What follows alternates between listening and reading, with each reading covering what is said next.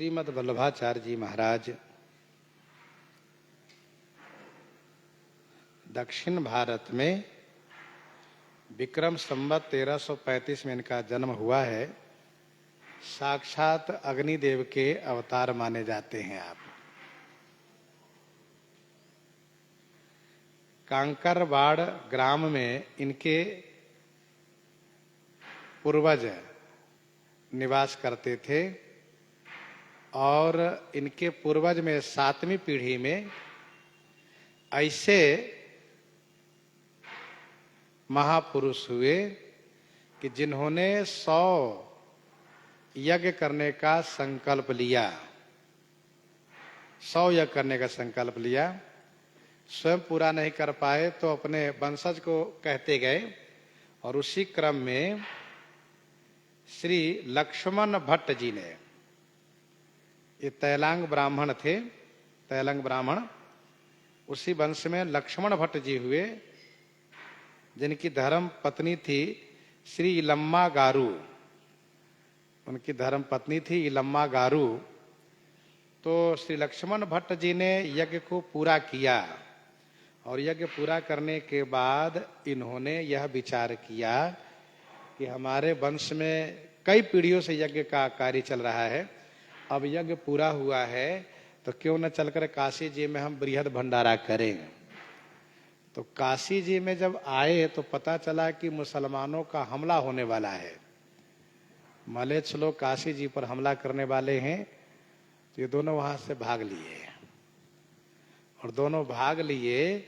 तो उस समय में श्री इलम्मा गारू जी गर्भावस्था में थी, 7 महीने की गर्भावस्था में थी। रास्ते में ही शमी वृक्ष के नीचे इन्होंने बालक को जन्म दिया और वही बालक श्री मद वल्लभाचार्य जी महाराज हैं। 7 महीने का शिशु बहुत कमजोर होता है।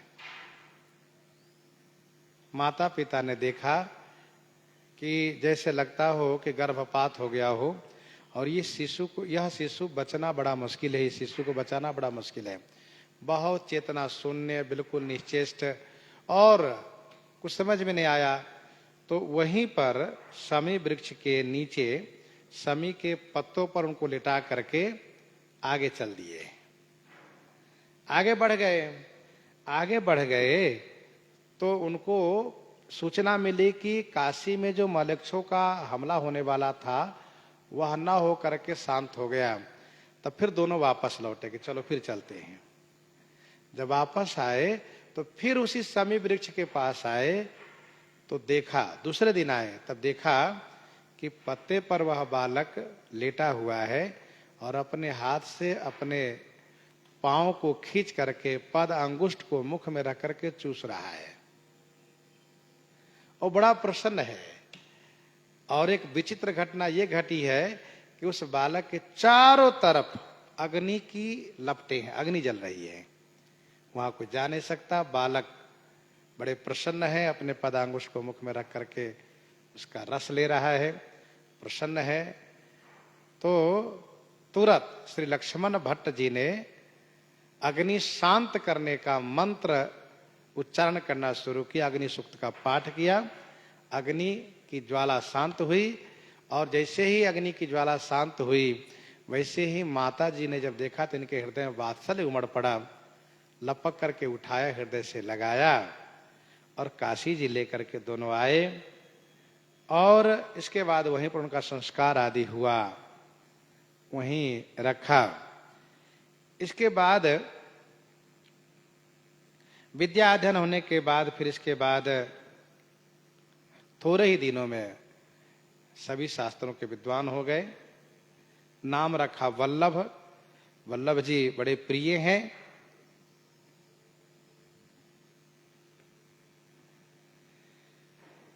तीर्थ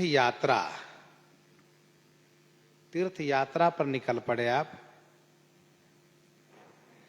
तो तीर्थ यात्रा में निकल पड़े तो विजय नाम के नगर, विजयनगर में आप पहुंचे तो वहां के राजा विद्वानों की सभा बुलाए थे। विजयनगर के राजा विद्वानों की सभा बुलाए थे ब्रह्म तत्व के निरूपण करने के लिए। वहां आप पहुंचे वल्लभ जी, और सभा में इन्होंने भक्ति का इस प्रकार से प्रतिपादन किया कि राजा इन पर खुश हो गए, और खुश होकर के इनको तुरंत स्वर्णमय सिंहासन पर बैठा करके अभिषिक्त किया और बहुत कुछ भेंट में अर्पित किया। वल्लभ जी ने भेंट में अर्पित सभी सामग्री धन को विद्वान में वितरित कर दिया। विद्वान सब बड़े प्रभावित हुए कि बड़े ही त्यागी महापुरुष हैं। फिर सबने इनको जगत गुरु के रूप में माना। और फिर श्री बिल्वमंगलाचार्य जी, ये दूसरे बिल्वमंगलाचार्य जी हैं, वे बिल्वमंगल जी नहीं हैं, श्री बिल्वमंगलाचार्य जी ने प्रकट होकर के इनको दीक्षा दी है। जो श्री बिल्वमंगलाचार्य जी महाराज रुद्र संप्रदाय के आचार्य थे। तीर्थ यात्रा करते हुए, दर्शन करते हुए जब इन्होंने पंडरीनाथ जी को दर्शन किया तो इनके मन में यह भावना हो गई कि भगवान पुत्र बन जाते तो जीवन धन्य हो जाता है।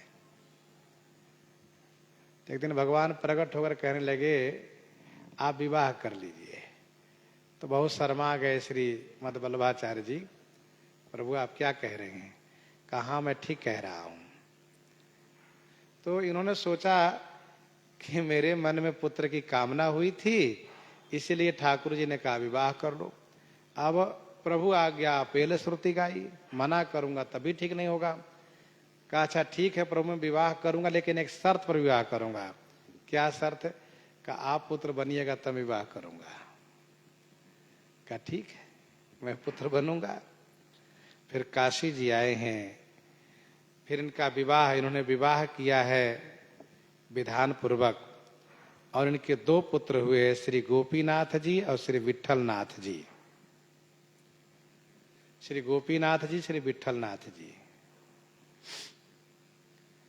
अब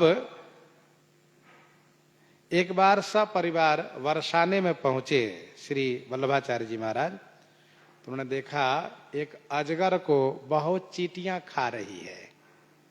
अजगर बेचारा पड़ा है, चींटियां जो है चारों तरफ से काट रही है। स्वामी जी को दया आई, चींटियों को वहां से मुक्त किया, हटाया। तो शिष्यों ने जानना चाहा कि गुरुजी ये सब क्या हो रहा है? तो श्रीमद् वल्लभाचार्य जी ने कहा कि ये जो अजगर बना है ये गुरुजी है और चींटियां शिष्य है। ये पहले बहुत बड़े गुरु बने थे और इस शिष्यों को धन ऐंठ करके धन लिए सबसे, और धन को परमार्थ में नहीं लगाए, और इन सबको कल्याण की शिक्षा नहीं दिए, भजन की शिक्षा नहीं दिए, भजन के लिए कोई मार्गदर्शन नहीं किए, इसीलिए वे सब चींटी बनकर इनको नोच रहे हैं। तो इस प्रकार से कृपा किए, कल्याण किए।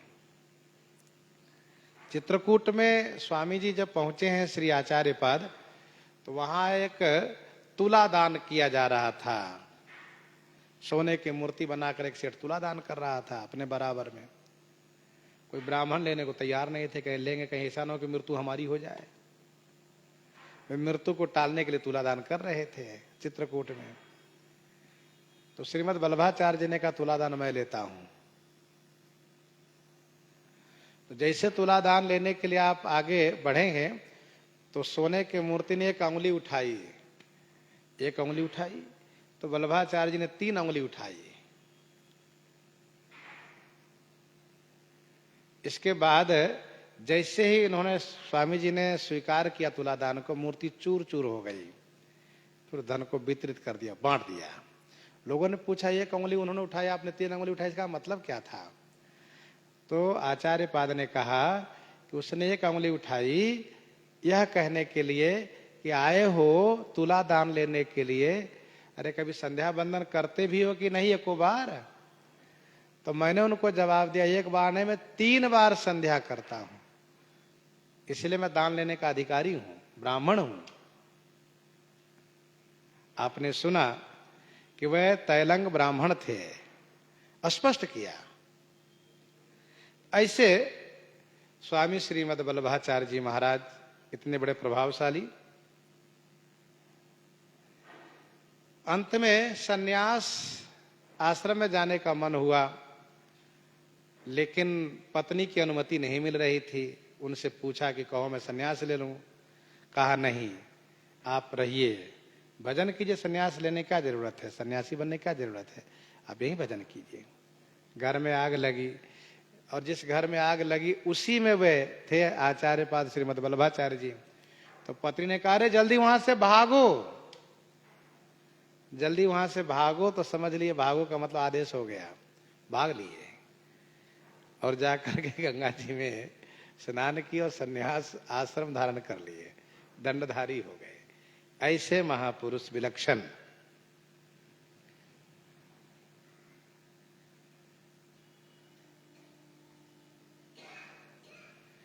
भगवान की पूजा बड़ी निष्ठा से करते थे।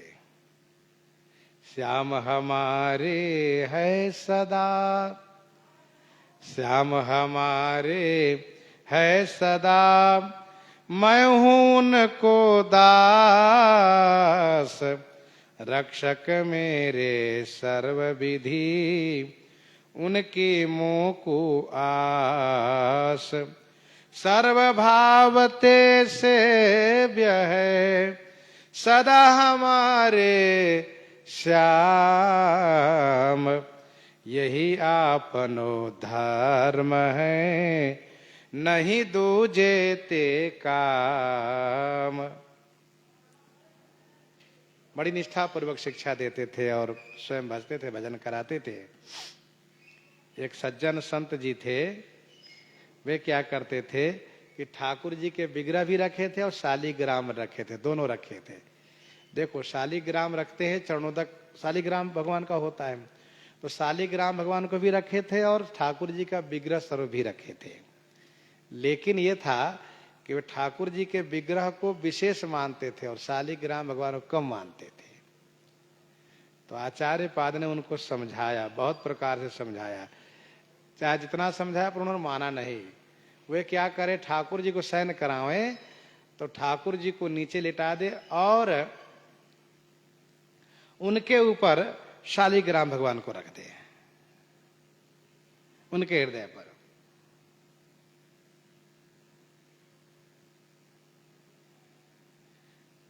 ऐसा करते थे। जब प्रातः काल जब मंदिर खोल के देखा तो शालिग्राम भगवान चूर चूर हो गए। अब तो बेचारे रोने लगे कि स्वामी जी हमको समझा रहे थे दोनों को एक जैसे मानो, नहीं माने इसलिए हमारे ठाकुर जी फूट गए, बड़े दुखी हो गए। श्रीमद वल्लभाचार्य जी ने कहा, सुनो, सब चूर्ण को उठा लो और फिर चरणोदक में उनको मिलाओ, चरणोदक में जल में उनको नहलाओ और फिर सबको एक जगह गोल बना दो, फिर वो वैसे हो जाएंगे। वैसा ही किया, जल में मिलाया, चरणोदक हुआ और ठाकुर जी वैसे के वैसे हो गए। तब इनकी आंखें खुली, कहा कि देखो दोनों एक ही है, अब कम और ज्यादा नहीं, जो विग्रह है स्वरूप है वो, और शालिग्राम भगवान दोनों को एक जैसे मानने लगे। भेद बुद्धि हरि ते तजी दीनी, पुष्टि भक्ति विधि गही दी लीनी। श्री वल्लभाचार्य जी महाराज प्रयाग के पास अड़ैल ग्राम है, वहां पर बहुत दिनों तक निवास किया है। इसके बाद काशी जी में आए, गंगा स्नान किए और गंगा स्नान करके फिर ध्यान मुद्रा में बैठ करके सशरीर श्रीमद वल्लभाचार्य जी महाराज भगवान के धाम को गए हैं। इस प्रकार से श्रीमद वल्लभाचार्य जी महाराज की कथा है। इन्हीं के साथ आज सीताराम सीताराम सीताराम सीताराम।